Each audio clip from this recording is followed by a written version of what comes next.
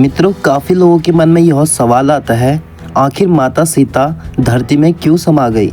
आखिर ऐसी क्या विपत्ति आ गई थी कि माता सीता को धरती में समाना पड़ा? क्या इसके अलावा कोई और विकल्प नहीं था, या फिर प्रभु श्री राम इतने कठोर हो गए थे कि उन्होंने बार बार माता सीता के चरित्र पर सवाल खड़ा किया? जिस सीता के लिए उन्होंने रावण तक का वध कर दिया, फिर क्यों सीता को उन्होंने राज्य से ही बाहर निकाल दिया? और आज की वीडियो में हम उस स्थान के बारे में भी बात करेंगे जहां पर माता सीता धरती में समा गई थी, और साथ ही उस जगह को आज किस नाम से जाना जाता है, ये भी हम वीडियो में आपको दिखाएंगे। बने रहे वीडियो में अंत तक।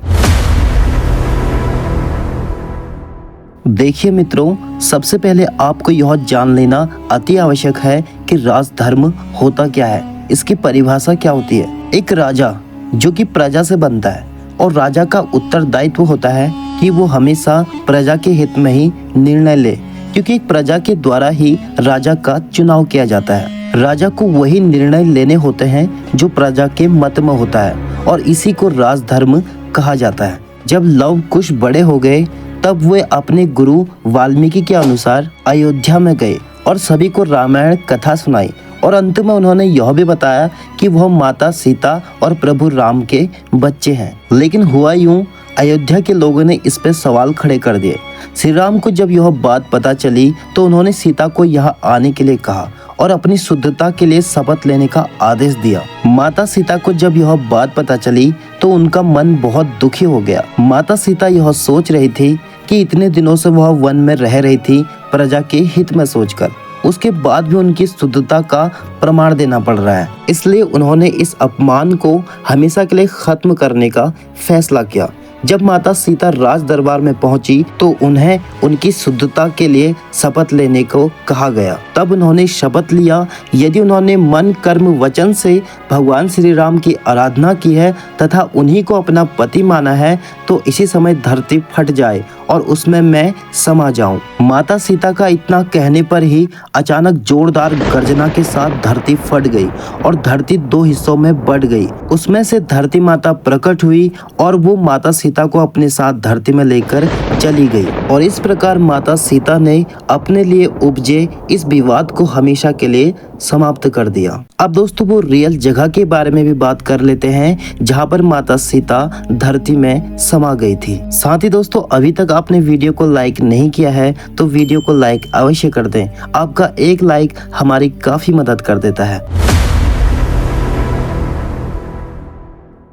मित्रों, भदोही जिले में स्थित सीतामढ़ी स्थान जहां पर माता सीता धरती में समा गई थी, यह मंदिर गंगा किनारे स्थित है। ये वही जगह है जिसके आप अभी दर्शन कर रहे हैं। सीतामढ़ी को प्रयागराज और काशी की तरह पवित्र माना जाता है, क्योंकि यहीं पर भगवान राम की पत्नी मां सीता जी का परित्याग हुआ था। उन्होंने लव और कुश को जन्म दिया और हमेशा के लिए इस धरती माता की गोद में समा गई। माता सीता को पवित्रता और सदाचार के आदर्श के रूप में पूजा जाता है। जब लोगों ने उनकी पवित्रता पर सवाल उठाया था तो भगवान द्वारा निर्धारित परिस्थितियों ने सीता को अपनी धरती माँ की गोद में वापस जाने के लिए मजबूर कर दिया। ये वही स्थान है जहाँ पर सीता माँ ने धरती में प्रवेश किया था। सीतामढ़ी जो कि एक मात्र तीर्थ है, जहाँ लोग मंदिर परिसर में रह सकते हैं, गंगा में पवित्र स्नान कर सकते हैं, सुबह और शाम की आरती का आनंद ले सकते हैं। इसे अब तीर्थ यात्रियों, इतिहासकारों और संतों द्वारा समान रूप से एक पवित्र स्थान माना जाता है। लेकिन दोस्तों, हमने इस कहानी में जब और रिसर्च किया तो हमें पता चला महर्षि वाल्मीकि द्वारा रचित रामायण कथा के अनुसार देवी सीता माँ धरती से प्रकट हुई और अंत में धरती में ही समा गई।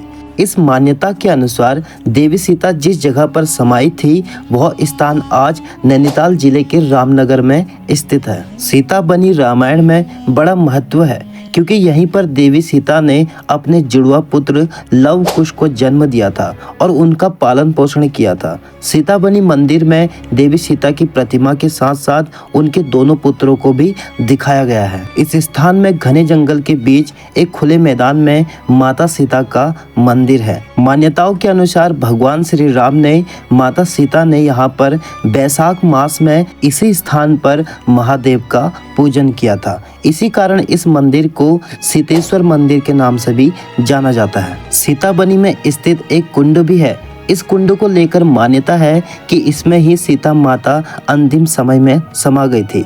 आज भी सीतामणि जल की 3 धाराएं बहती हैं। इन्हें सीता, राम और लक्ष्मण कहा जाता है। इन धाराओं की विशेषता यह है कि गर्मियों में इनका जल ठंडा और सर्दियों में गर्म रहता है। यह मंदिर पुरातत्व विभाग के अंदर आता है। सीतामणि मंदिर को त्रेता युग का बताया जाता है। अगर आप यहाँ दर्शन करने जाते हैं तो आपको वन विभाग की अनुमति लेनी होगी। और मित्रों, शिवरात्रि के मौके पर यहाँ मेला लगाया जाता है। काफी संख्या में श्रद्धालु यहाँ पर आते हैं और दूर दूर से श्रद्धालु बड़ी संख्या में यहाँ पर माता सीता का आशीर्वाद लेने आते हैं। तो मित्रों, आपको यह वीडियो पसंद आया हो तो एक लाइक अवश्य करें और कमेंट सेक्शन में जय सिया राम जरूर लिखें।